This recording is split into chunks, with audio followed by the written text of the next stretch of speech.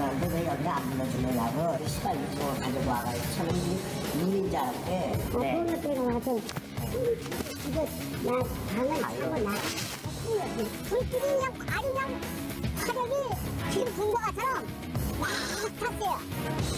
꽃방이 있었거든요. 그걸 올라가면은 그날 잤으면 그거 놨었거든요. 이제는 피해자분들에게 하시고 싶은 말씀 있으세요?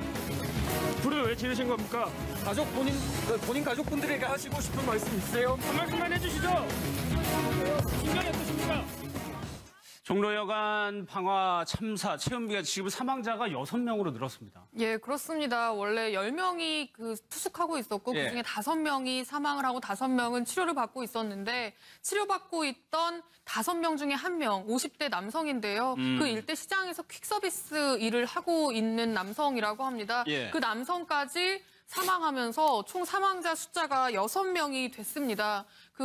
사망하신 분들의 상태는 굉장히 처음에 전해졌듯이 신원을 확인할 수 없을 정도로 굉장히 많이 훼손된 데다가 연기로 인한 질식도 굉장히 심했거든요. 예. 그런저런 상황들을 다 이제 종합적으로 판단하기 위해서 경찰이 오늘 오전 8시 30분부터 국립과학수사연구소에서 부검을 진행하고 있습니다. 예, 세모녀의 신분도 사실 DNA로 나온 겁니다. 지금 경찰이 방화범을 수사하고 있는데 어떻게 진행되고 있는지 얘기를 좀 들어보겠습니다.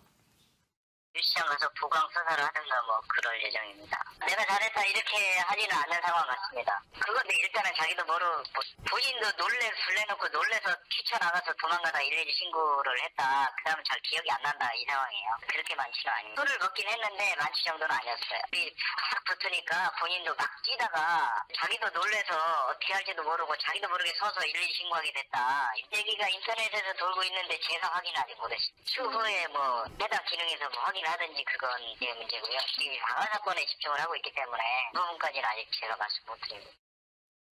그러니까 지금 불을 지은 이유가 여관에서 성매매를 요구하다 당연히 거절당하니까 불을 질렀단 말이에요? 예, 그렇습니다. 그러니까 지난 금요일이죠. 예. 금요일 밤에서 토요일 아침으로 넘어가던, 그러니까 토요일 정확히는 새벽 2시경인데요. 여관에 찾아가서 성매매하고 싶으니까 아가씨를 좀 불러달라라고 예. 한 겁니다. 나한테 방을 주고 아가씨를 불러달라고. 근데 그날 하필 또 손님이 많아서 만실이기도 했고 여관 주인이 성매매를 해달라고 하니까 술을 먹고 와서 그냥 가시라. 방도 예. 없고 우린 그런 것도 아니다라고 했나 봅니다. 그랬더니 이 방화범이 직접 경찰에 신고를 합니다.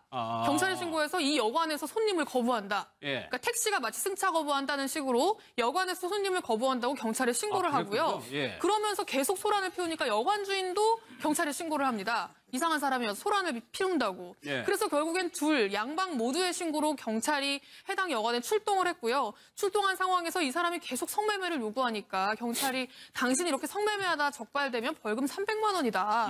빨리 돌아가라. 네. 집으로 돌아가시라라고 해서 돌려보냈다고 생각했어요, 경찰은. 예. 돌려보냈다고 생각하고 경찰도 철수를 했는데 이 사람이 집으로 가지 않고 택시를 타고 인근에 있던 주유소로 찾아가서는 이 1.5리터 페트병 있잖아요. 예. 이 페트병을 들고 가서 여기에 기름을 좀 담아달라라고 이야기합니다. 그런데 우리나라 주유소에서는 전용 용기에만 기름을 판매할 수 있다고 합니다. 그래서 이걸로는 안 된다라고 했더니 직접 주유소에서 4,000원을 주고 이 큰 휘발유 통을 샀고요. 예. 그 휘발유 통에 2만 원어치 기름을 담아서 다시 여관으로 왔고 예. 여관으로 오자마자 어떻게 했냐면 입구 쪽에 당연히 여관 주인이 머물고 있는 그 카운터 룸이 있잖아요. 예. 그 룸 쪽으로 휘발유를 부은 거죠. 예. 그러니까 여관 주인은 너무 깜짝 놀라서 뛰어나온 거고 뛰어나오든 말든 자신이 들고 있던 비닐에다가 라이터 불을 붙여서 그쪽으로 던진 거죠. 그러면서 정말 순식간에 불이 1, 2, 3층 동시에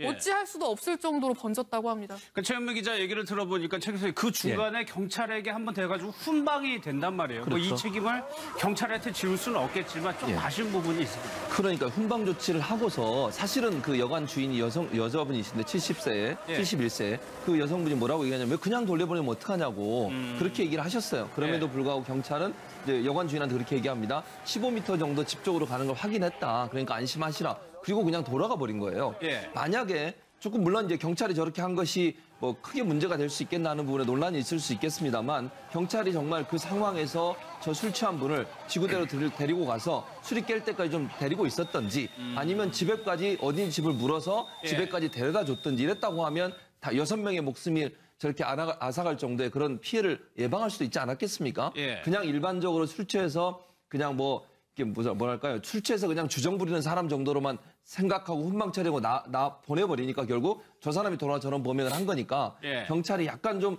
대응을 좀 더 적극적으로 하고 사후에 범행이 일어날 수 있다고 하는 것을 예단해서 미리 생각해서 예. 그걸 좀 막았다고 하면 6명의 아까운 생명을 구할 수도 있었을 텐데 좀 아쉬움이 남는 대목이라고 볼 수 있겠습니다. 그래가지고 지금 이 방화범이 뭐라고 주장하고 있냐면은 술을 마셔가지고 기억이 안 난다라고 또 이게 레파토리입니다, 이 범인들이. 그런데 이 말을 그대로 신뢰하기가 어려운 것이요. 함께 동석에서 그 전날 밤 이 방화범과 함께 술을 마셨던 이 동료들의 진술에 따르면 예.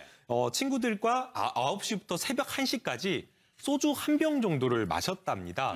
물론 이제 사람에 따라서 주량에 따라서 취하는 정도가 다를 수 있겠지만 예. 성인 남성 소주 한 병이다라고 한다면 만취할 정도는 아니라고 생각이 되고요. 예. 그다음에 새벽 1시까지 소주를 마셔가지고 여관에 도착한 게 한 2시경이고 그다음에 경찰의 신고로 인해서 경찰서 파출소로 가게 된 것이 가서 이제 훈방 조치된 것이 한 2시 26분 정도입니다. 예. 그래서 다시 이제 주유소에서 휘발유를 구입한 다음에 방화를 한 다음에 이제 신고된 시각이 한 3시 7분경이기 때문에 예. 그 정도라고 한다면 소주 한 병을 먹고 그 정도 시간이 흘렀다라고 한다면 거의 다 술이 깨었을 어떤 그런 상황이었다라고 생각이 들고요.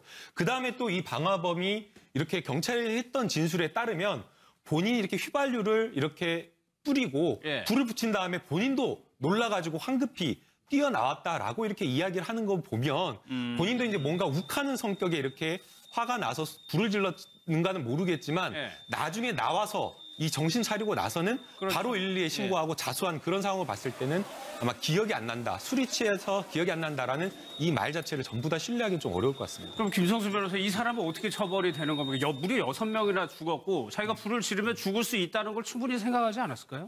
아마 뭐 10리터를 뿌리면 그렇게까지 크게 불이 날 줄은 예상을 못했기 때문에 이렇게까지 본인도 놀라서 예. 바로 112에 자수를 한 게 아닌가 싶기는 합니다. 근데 일단 피해자들이 굉장히 많고 사망으로 다 이어졌지 않습니까?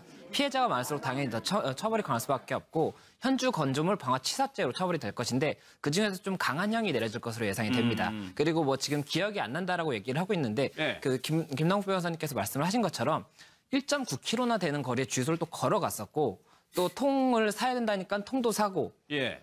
또 그리고 불까지 저지른 거지 않습니까? 그리고 자수까지 할 정도의 정신이면 통상 뭐 1시간 반까지는 술을 마시고 1시간 반까지는 술이 좀 다시 취하는 시기라고는 하는데 예. 1시에 마지막 술을 먹었기 때문에 다 깨고 있는 시간일 수밖에 없거든요. 그러네요. 1시에 만약에 한 병을 한 번에 마셨다고 하더라도 그렇기 때문에 아무래도 신빙할 수 없고 지금 현재는 아마 피의자 쪽에서도 너무 상황이 커지다 보니까는 어떻게 진술할지도 모르겠고 뭐 이게 좀 취했다 그러면 감경이 된다더라 이런 생각이 있어서 얘기를 하고 있는 것 같은데 조금 더 진행이 되면은 예. 아마 자수가 이루어질 것으로 예상이 됩니다. 이번에 사망자 중에 최현미 기자, 새 모녀가 사망한 경우도 있었어요. 예, 그렇습니다. 이 6명의 사망자 중에 3명이 한 방에 있던 모녀입니다. 예. 엄마가 34살이고 아이들이 14살, 11살 그러니까 이제 뭐 초등학교 5학년, 중학교 1학년 뭐 이런 학생들인데 전남 장흥에서 살다가 이제 겨울방학 됐다고 여행 좀 해보자라고 셋이 올라왔다는 거예요. 아빠는 이제 돈을 벌어야 되니까 아빠는 이제 일을 하고 셋이 와서 이제 수도권 몇 곳을 돌고 이날이 서울 첫날이었습니다.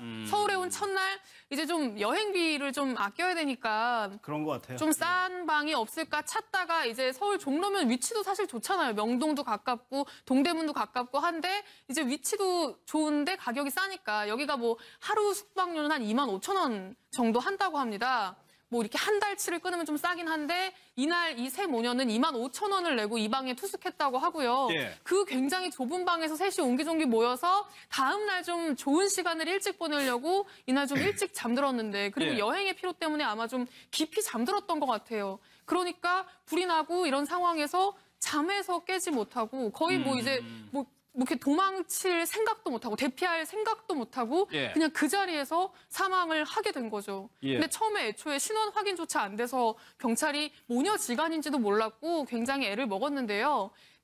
이 아빠가 올라왔습니다. 예. 아빠가 이제 올라와서 현장을 보고 시신을 확인하고 경찰에 조사를 받는데 정말 그걸 보는 순간 오열을 그 자리에서 했다고 하고요. 예. 얼마나 안타깝겠어요. 그리고 지금 이제 장흥으로 내려가지 않고 이제 서울에 머물면서 부검이나 뭐 이런 진행되는 상황을 보고 있다고 하는데 정말 너무 참담한 심정일 것 같아서 주변에서 지금 이제 말도 제대로 걸지 못하고 있는 그런 상황이라고 합니다. 예, 알겠습니다. 다음 사건으로 좀 넘어가겠습니다.